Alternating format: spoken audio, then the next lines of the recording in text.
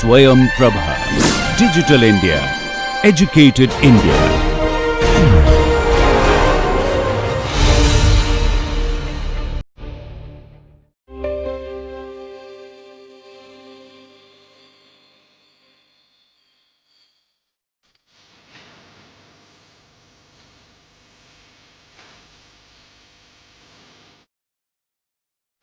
We are discussing fuzzy clustering algorithms. Now, we have already explained the working principle of fuzzy C-means clustering with a suitable numerical example. Now, we are going to start with another very popular algorithm, which is known as entropy based fuzzy clustering algorithm. Now, here we are going to use a term that is called the entropy, and which is nothing but an index. Now, this particular index is used just to identify which one should be the cluster center. Now, supposing that we have got a large number of data points in multidimensional form, and our aim is to identify who should be the cluster center. Now, what we do is we use the concept of, so this particular the entropy, and this entropy value if you want to calculate, we will have to take the help of one value that is called the similarity value, and similarity is based on the numerical value of Euclidean distance. Now, supposing that I have got 2 points, say point I and another point, say point j. So, very easily I can find out what is the Euclidean distance, and that is denoted by d I j. And if I know the Euclidean distance, so I can find out the similarity between these 2 points, that is denoted by s I j. Now, if the distance between the 2 points is more, the similarity will be less, and vice versa. And as I told, once you have got this particular the Euclidean distance, we are in a position to calculate the similarity, and if I know the similarity information, so we can find out, so this particular entropy, and I have already mentioned that this particular entropy is an index which help us to decide which one should be the cluster center. Now, the point which is having the minimum entropy value is selected as the cluster center. Now, once you have got this particular cluster center, supposing that I have got this is the cluster center. Now, surrounding this particular cluster center, we have got a number of data points. Now, we will have to take one decision. So, out of all the data points which are going to enter, so that particular the cluster.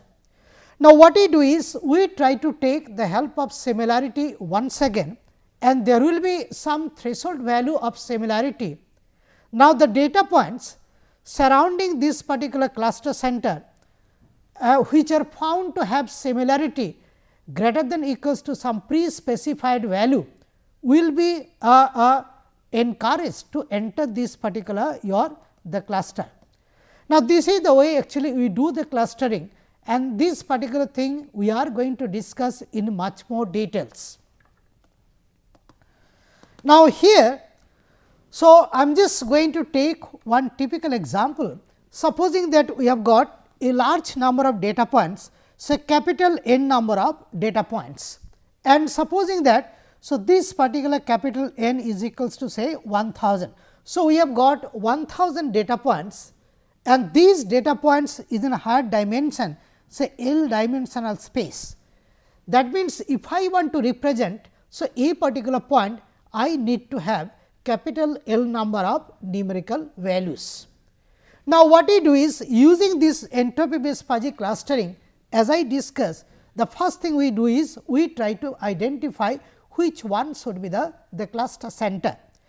Now, supposing that we have calculated entropy for each of the data point. Now, how to calculate I will be discussing in much more details, but supposing that we have got the entropy values, the data point which is having the minimum value of entropy, that will be declared as the cluster center. Now, supposing that, say let me assume that this particular data point is having the minimum entropy value. So, this is nothing but the cluster center. Now, the moment we declare that this is the cluster center, now surrounding this, so we will have to find out actually a few members which will also belong to, so this particular the cluster. Now, what we do is, so we try to compare the similarity of the data point with this cluster center. So, how to find out the similarity? So, what we do is we calculate the Euclidean distance, and using the Euclidean distance information we try to find out the similarity. Now, if this particular similarity with respect to the center of the cluster, if it is found to be greater than or equals to some threshold value denoted by beta, then we allow those points to lie within this particular the cluster. So, this is the way actually we do the clustering using the entropy based fuzzy clustering. Now, I am just going to discuss in much more details. Now, let us consider that we have got capital N number of data points, and these data points are in L dimensional hyperspace, and our aim is to actually carry out this particular clustering. That means, we will have to divide these data points into a few clusters, and these clusters will be fuzzy clusters. Now, we take the help of a few steps. Now, step 1, we arrange the data point in n rows and n columns, L columns. So, n rows means I have got capital N number of data points, and each data point is having L dimension, that means L numerical values, and so we take the help of one matrix and its dimension are actually n cross L. So, there are n rows and L columns. Now, step 2, we calculate the Euclidean distance between the two data points I and j. So, using this particular well known formula. So, d I j is nothing but square root of summation k equals to 1 to L x I k minus x j k square. It is very simple. Now, here k varies from 1 to L, L is nothing but the total number of dimension. Now, here we consider, so k equals to 1 to L, and I have got 2 points, one is your I and another is your j. Now, dimension wise we try to find out the difference, square of them, and after that we add them up and we take the square root of that. So, this is the way we calculate the Euclidean distance between the 2 points I and j. Now, once you have got the Euclidean distance between the two data points, now actually we will have to find out what is the similarity among them. Now, as I told that if the Euclidean distance between the two data points is more, so their similarity is less and vice versa. Now, let us see how to represent, so this particular relationship in the mathematical form. Now, in step 3, we try to find out the similarity S I j between the two data points, that is your I and j. Now, the way the similarity and this particular distance relationship has been written is as follows, like S I j is nothing but e raised to the power minus alpha d I j. Now, if d I j is more, then this becomes 1 divided by e raised to the power alpha d I j. So, if d I j is more, so this particular expression is going to be reduced, that means your similarity is less. So, if the two data points are too far, so that similarity will be less and your the vice versa. Now, here I just want to mention that this particular relationship is actually not the unique. Now, I can write down, so this particular relationship between the Euclidean distance and similarity in slightly different way also, but this is actually the method the proposer. So, he used. So, I am just going to use the same expression, that is S I j is nothing but e raised to the power minus alpha d I j, where alpha is a constant and the value for this particular constant is to be determined. Now, how to determine this particular value of this particular your alpha? So, that I am going to discuss. Now, here actually to determine the value of alpha, we assume a similarity of 0.05 when the distance between the two data points, that is dij, becomes equal to the mean distance of all pairs of data points. Now, let me take a very simple example. Supposing that I have got only 5 points here. So, if I have got only 5 points, what could be the possibilities of the distance values? The distance could be your d11, then comes d12, d13, d14, d15, then the distance between 2 and 1, 2 and 2, then comes 2, 3, then d24, then comes your d25, then comes d31, d32. So, d33, d34, then comes d35, then d41, d42, d43, d44, then comes d45, then d51. So, d52, then comes d53, then comes d54, and then comes your d55. Now, here, so d12 means what? That is the distance between 1 and 2, and d21 is the distance between 2 and 1. So, we assume that your d21 is equal to your d12. Similarly, d41 is equal to your d14 and so on. Now, if we concentrate on the diagonal elements, that is d11, d22, d33, d44 and d55. So, these diagonal elements if we concentrate. So, the distance between 1 and 1 or 2 and 2. So, these are all equal to 0. So, distance between 1 1, 2 2 and so on, and that is equals to 0. And moreover, we have already considered the d21 is nothing but d12. That means, your if I just concentrate on only one side of this principal diagonal. So, I will be able to find out the distance values. For example, if I just concentrate on these the distance values, that means, your d11, 13, 14, 15, d23, 24, 25, 34, 35 and d45. So, I will be able to find out the distance values. Now, here we consider 1, 2, 3, 4, 5, 6, 7, 8, 9, 10. So, we consider the 10 distance values. Now, here if I just know these particular 10 distance values, so my purpose is solved, and I need not calculate all 5 multiplied by 5, 25 distance values. Now, this particular 10 is actually nothing but is your 5 C 2, and 5 C 2 if we calculate. So, this is 5 factorial, then comes your 3 factorial, 2 factorial. So, this is nothing but 5 multiplied by 4, that is 20 divided by your 2, and this is nothing but 10.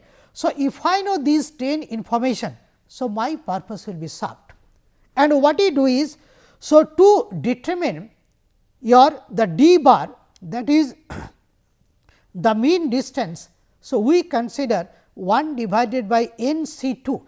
So, this n C 2 is nothing but 10 here, because here n is equals to 5 according to this particular the example, and then we try to find out summation I equals to 1 to n, summation j is greater than I to n d I j. That means, we consider only one side of this particular the triangle, and this is the way actually we can find out what should be the average the distance values, that is nothing but is your d bar.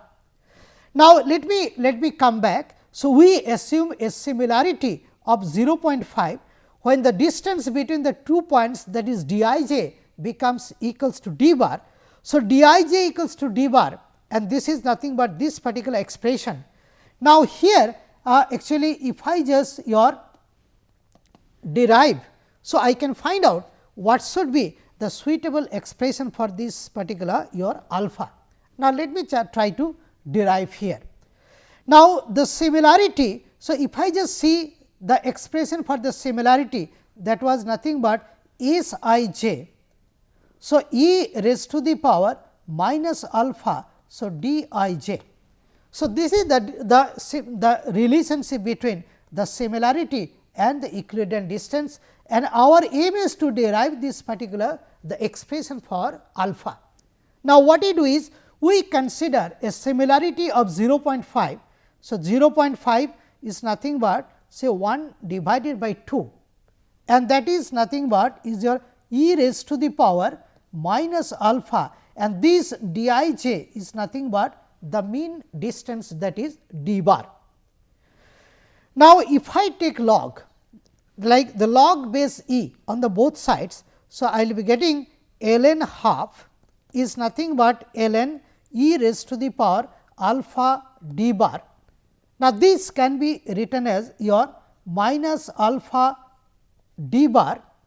So, minus alpha d bar ln e, and this can be written as ln 1 minus ln 2, and that is nothing but minus alpha. So, d bar. Now, ln e, that is e log e base e, that is equals to 1, and here log 1 is equals to 0. So, I can find out minus ln 2 is equals to minus alpha d bar, and from here I can find out that alpha is nothing but ln 2 divided by d bar, and this is the expression which I have written. So, I can find out the value, the numerical value for this particular alpha, and once I have got the numerical value for this particular alpha. So, very easily I can find out the relationship between your similarity and the Euclidean distance values using this particular expression. So, this is the way actually we will have to calculate your the similarity. Now, once you have got this particular similarity, now we are in a position to find out what should be the entropy. Now, to determine the entropy, that is the index. So, what we do is we use this particular expression in step 4, and remember one thing. So, this particular expression has been actually designed based on one philosophy.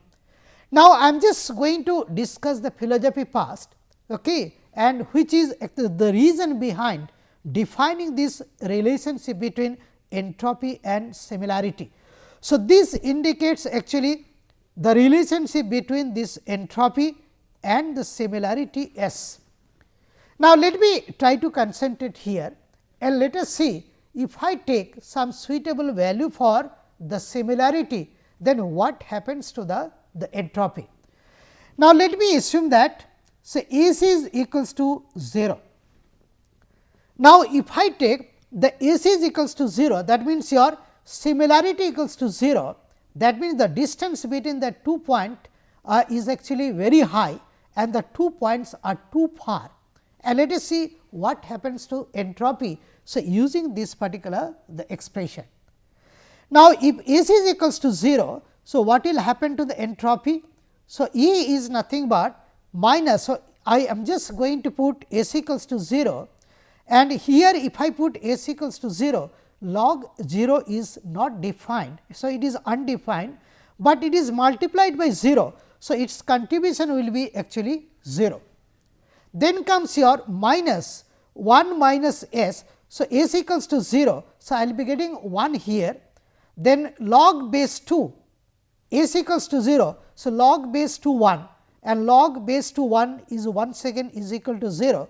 So, I will be getting 0. So, this is nothing but 0. So, if I put S equals to 0, so I am getting entropy is equal to 0. Now, let me put another extreme value for this similarity. Let me put S is equals to 1. That means, your the similarity between the two data points is equal to 1. That means, the two data points are exactly similar, and the distance between them is equals to 0. Now, if I put S equals to 1 in this particular expression, so I will be getting that entropy is nothing but, so minus 1 log base to 1. So, that is equals to 0. then comes your S equals to 1. So, this will become 0. So, once again I will be getting 0.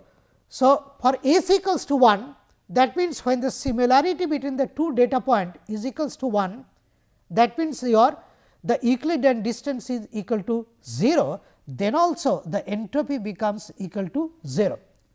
So, for the two extreme condition, when the similarity equals to 0 and the similarity equals to 1, the entropy becomes equal to 0. Now, let us try to find out when S is put equal to say 0.5 or half. Let us see what happens, because S is in between now. So, we calculate actually the entropy. So, this is nothing but minus half, then comes your log base 2. So, log base 2 half minus, so S equals to half. So, this will become half, then comes your log base 2. So, this is nothing but half. So, this can be written as your minus log base 2 half. So, this is nothing but is your minus.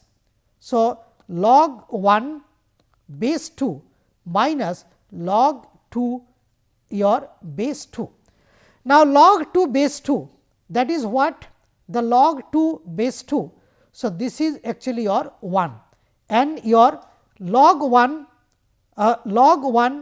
base 2. So, this is equals to 0. So, I will be getting minus 1 here and I have got here minus.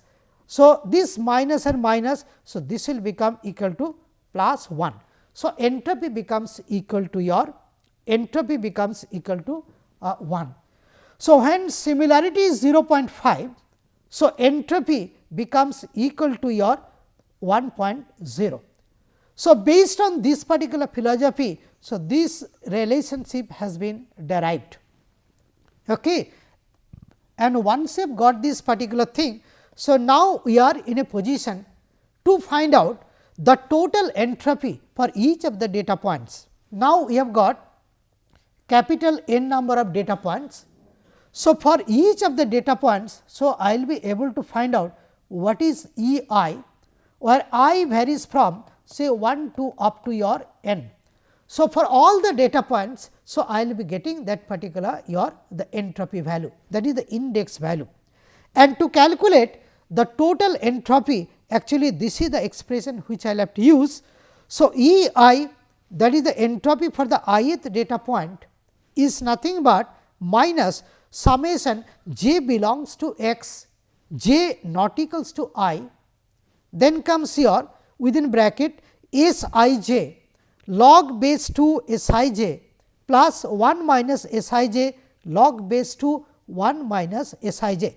So, this is the way actually we can find out what should be the total entropy for each of the data points. And once you have got this particular the information of the total entropy for each of the data points, now I am in a position to give statement of the different steps of this algorithm. So, we are going to discuss the steps to be followed in this clustering algorithm. Now, step 1, we calculate entropy E I for each of the data point x I lying in T hyperspace. So, as I told, we have got capital N number of data points in L dimension. So, all such data points I am just going to represent by T hyperspace data points. Okay. Now, what we do is, so we try to calculate the entropy, the total entropy for each of the data points, the method which we have already discussed. And once you have got the whole information of this entropy for all the data points, now we are in a position to identify a particular data point which is having the minimum value of entropy. So, step 2, we identify x I that has got the minimum entropy value and we mark as x I minimum, and that is declared as your the cluster center. So, we declared, so that particular your the cluster center, so which is having the minimum value of your entropy. And once you have got that particular cluster center, in step 3, actually what we do is, we put x I minimum and the data points having similarity with x I minimum greater than your beta, and beta is nothing but the threshold value of similarity. So, the user is going to define what should be the threshold value of similarity. For example, say this could be 0.6, it could be 0.4, it could be 0.8 and so on. And what you do is, so we have got this particular cluster center, and surrounding this we are going to define one cluster. So, what we do is, the data points which are having similarity with this cluster center greater than equals to this the threshold value. So, those are allowed to enter to this particular the cluster. So, finally, I will be getting this particular the cluster. So, let me repeat, in step 3 we put x I minimum and the data points having similarity with x I minimum greater than beta in a cluster, and we remove them from your the T hyperspace. Supposing that initially I had got say 1000 data points, and in the first cluster supposing that 300 data points are entering. So, I have got 1000 minus this 300, that is nothing but 700 data points remaining, and with the help of these remaining 700 data points I will try to form the second cluster, third cluster and so on. Now, step 4, check if T is empty. If it is yes, you terminate the program. That means, all the data points have been put some clusters, else we go to step 2.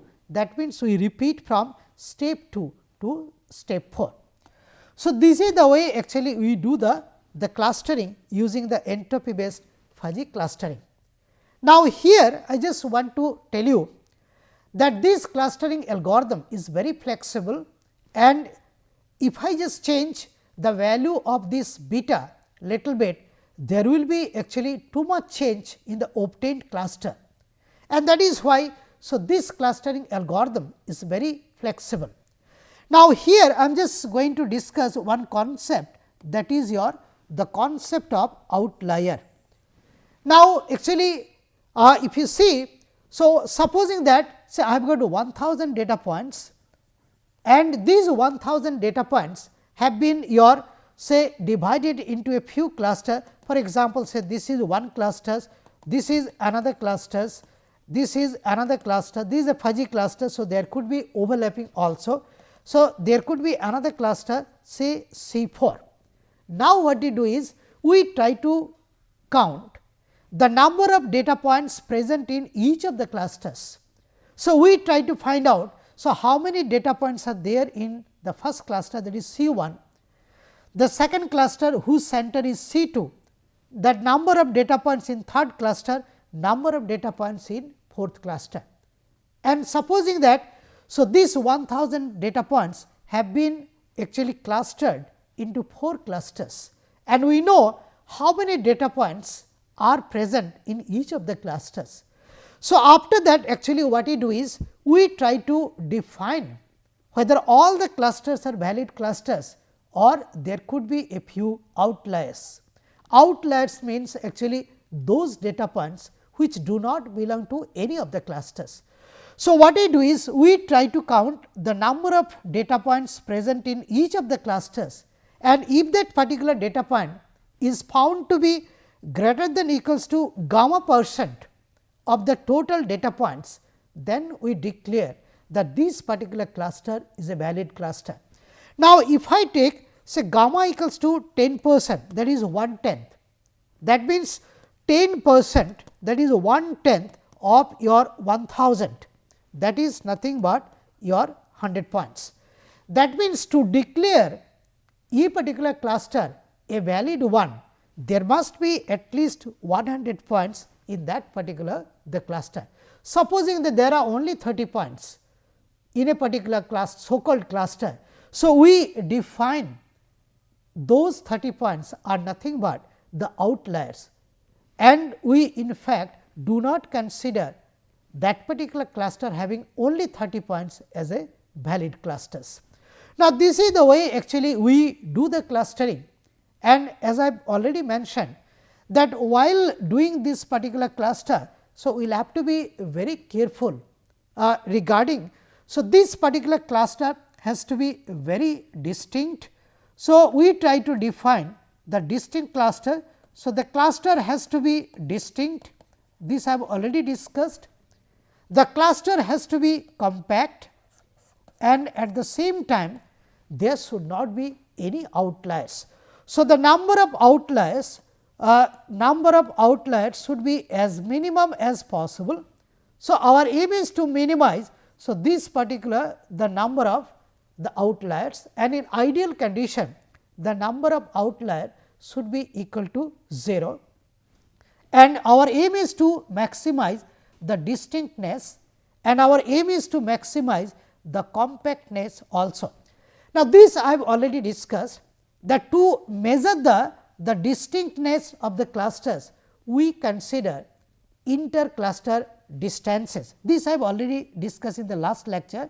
So, to measure the distinctness, actually what we do is we consider actually intercluster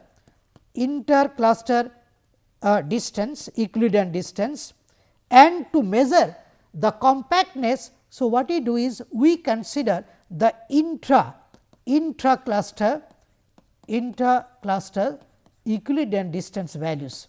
So, this is the way actually we try to find out what should be the distinctness, what should be the compactness, and we can also measure the number of outliers.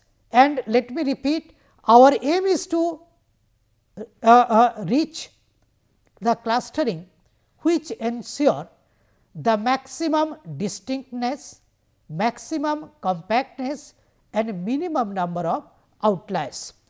Now, this is the way actually we use. So, this particular your the entropy based fuzzy clustering. Thank you.